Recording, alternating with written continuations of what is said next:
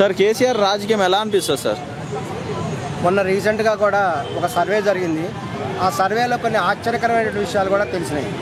అదేంటంటే ప్రజలు కూడా కేసీఆర్ పాలనే బాగుందని కూడా భావిస్తున్నారు. రేవంత్ రెడ్డి గారి పాలన కంటే కూడా కేసీఆర్ పాలన బాగుంది అని ప్రజలు కూడా భావిస్తున్నారు. ఇది చాలా ఆశ్చర్యకరమైనటువంటి విషయము. మనం దీని గురించి కనుక ఫ్లాష్ బ్యాక్ కోసం వెళ్తే, కేసీఆర్ అనేటువంటి ఆయన ఒక అద్భుతమైనటువంటి రాజకీయవేత్త. ఆయన ఒక మామూలు వ్యక్తి కాదు ఆయన.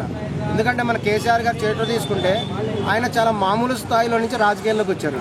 మన ఎన్టీ రామారావు గారు తెలుగుదేశం పార్టీ పెట్టినప్పుడు ఎందరో మేధావుల్ని కూడా రాజకీయాల్లో ఆహ్వానించారు. ఆ సమయంలో చాలామంది మేధావులు చదువుకున్న వాళ్ళు కూడా రాజకీయాల్లో రావడం జరిగింది. వాళ్ళలో కేసీఆర్ గారు కూడా ఒకరు.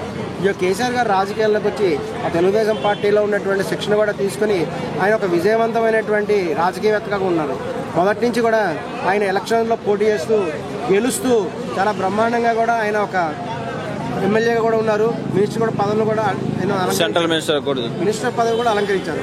కానీ ఆయన చాలా జాగ్రత్తగా గమనించినటువంటి విషయం ఏంటంటే, ముఖ్యమంత్రి పదవి అనేటువంటిది తెలంగాణ వాళ్ళకి రాదనేటువంటి భావన కూడా ఆయనలో ఉండేది. కొన్ని విషయాల్లో అన్యాయం జరుగుతున్నది తెలంగాణ వాళ్ళకి అనేటువంటి భావన కూడా ఉంది. అందుకోసమే ఆయన ప్రత్యేక రాష్ట్రం కావాలని ప్రయత్నం చేశారు. ప్రత్యేక రాష్ట్రం కూడా సాధించారు. ప్రత్యేక రాష్ట్రం వచ్చిన తర్వాత ఆయన మన టీఆర్ఎస్ పార్టీ పెట్టి చాలా చక్కగా కూడా చేశారు. తెలంగాణ పిత కేసీఆర్ అనేటువంటి మాట కూడా ప్రజల్లో ఉండేది. తెలంగాణ పిత ఎవరంటే కేసీఆర్ గారు అనేవారు. ఆ స్థాయిలో ఆయన ఉండేది. ఆ స్థాయిలో కూడా ఆయన పరిపాలన కూడా చేశారు. కానీ ఆయన గమనించవలసిన ముఖ్యమైన విషయం ఏంటంటే, ఎప్పుడైతే తెలంగాణ రాష్ట్రం విడిపోయిందో ఆదాయం కూడా సహజంగా తగ్గుతుంది. ఇప్పుడు ఆంధ్రప్రదేశ్ తెలంగాణ కలిసి ఉన్నప్పుడు ఒక పెద్ద ఆదాయం ఉంటుంది. రెండు విడిపోయినాయనుకోండి, ఆటోమేటిక్ సహజంగా తగ్గుతుంది కదా. ఇప్పుడు ఒక ఇద్దరు అన్నదమ్ములు ఉన్నారు ఒక ఇంట్లో. ఇద్దరు అన్నదమ్ములు తన శాలరీ తెచ్చి వాళ్ళ ఇంట్లో ఇచ్చారనుకోండి, ఒక అమౌంట్ వస్తుంది. ఇప్పుడు ఇద్దరిని విడగొట్టడం కూడా అది కరెక్ట్ కాదు. ఒక రకంగా సోనియా గాంధీ పాపం కూడా చేసింది. ఎందుకంటే ఇద్దరు అన్నదమ్ముల మధ్య తగాదా వస్తే సర్ది చెప్పి సార్ కేసీఆర్ ఏదైనా మాట్లాడితే తెలంగాణలో ప్రతి అణువుకు చేరుతుంది సార్. అవును, ఎలా అనిపిస్తుంది సార్? ఆయన చాలా గొప్ప వ్యక్తి అండి. ఆయన అసలు జాగ్రత్తగా గమనించినట్లయితే ఆయన ఎప్పుడు ఎలక్షన్లో ఓడిపోలేదు. చాలా గమనించండి ఈ విషయము. ఆయన రాజకీయాల్లో వచ్చినప్పుడు కూడా ప్రతిసారి కూడా ఎలక్షన్లో గెలుస్తూనే వచ్చారు. ఇది ఆయన యొక్క గొప్ప తెలివితేటలకు కూడా, ఆయన సామర్థ్యానికి ఇది మనం జస్ట్ ప్రూఫ్. ఇది ఆయన గొప్ప రాజకీయవేత్త, అందులో మనం ఎటువంటి సందేహం లేదు. కేసీఆర్ బలం అంటే ఏం చెప్తాం సార్?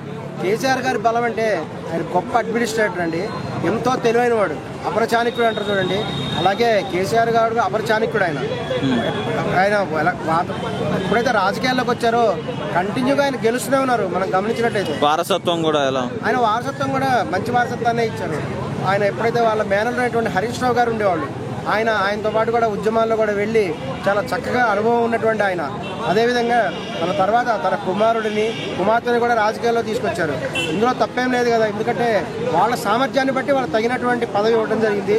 వాళ్ళు ఖచ్చితంగా మంచి పరిపాలన చేశారు. ఇందులో మనం తప్పు పట్టాల్సింది ఏం లేదు. కాకపోతే ఏంటంటే, ఎప్పుడైతే తెలంగాణ రాష్ట్రం అనేటువంటి విడిపోయిందో తెలంగాణకి ఆదాయం తగ్గింది.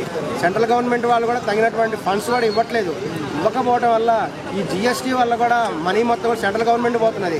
సహజంగానే వీళ్ళకి ఫండ్ ఇవ్వబోయేటప్పటికి వీళ్ళు ఏం చేయలేని పరిస్థితిలో ఉండటం వల్ల వాళ్ళు పరిపాలన సరిగ్గా చేయలేకపోయారు. అది సహజంగానే ఆ ఎఫెక్ట్ కూడా ప్రజల మీద చూపించింది.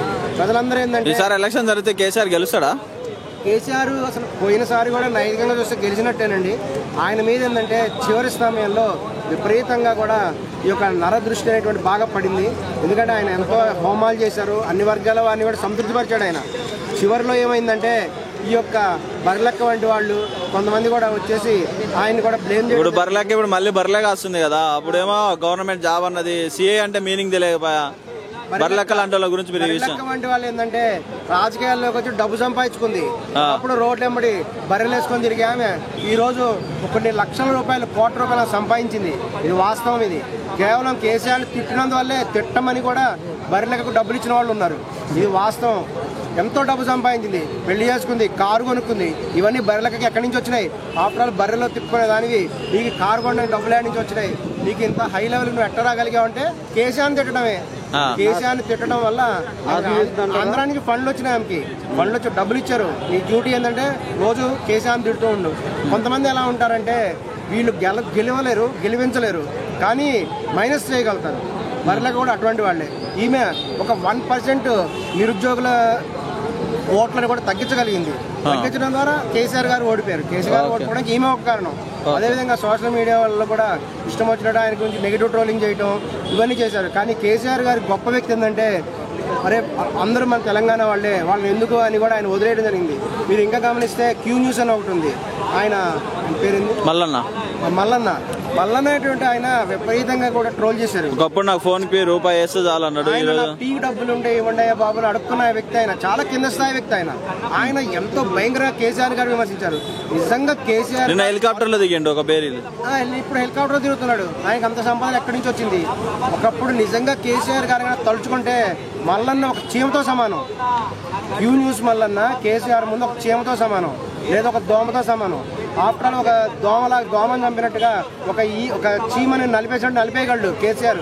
అప్పట్లో ఆయన స్థాయి, కేసీఆర్ స్థాయి ఎక్కడ, మల్లన్న స్థాయి ఎక్కడ, మొదటి గురించి చెప్తున్నాను నేను. ఇప్పుడు ఆయన ఎమ్మెల్సీ అయి ఉండొచ్చండి. స్టార్టింగ్ లో ఈయన విపరీతంగా వీడియోలు పెట్టడం, కేసీఆర్ గారు విమర్శించినప్పుడు ఆయన ఎంతో పోలే మన తెలంగాణ వాళ్ళే పిల్లోడు అనే ఉద్దేశంలో వదిలేశాడు. కేసీఆర్ గొప్పదాని నిదర్శనాలు ఇవన్నీ. KCR leader, KCR strong leader, గొప్ప లీడర్ అని కూడా మేము భావిస్తాం.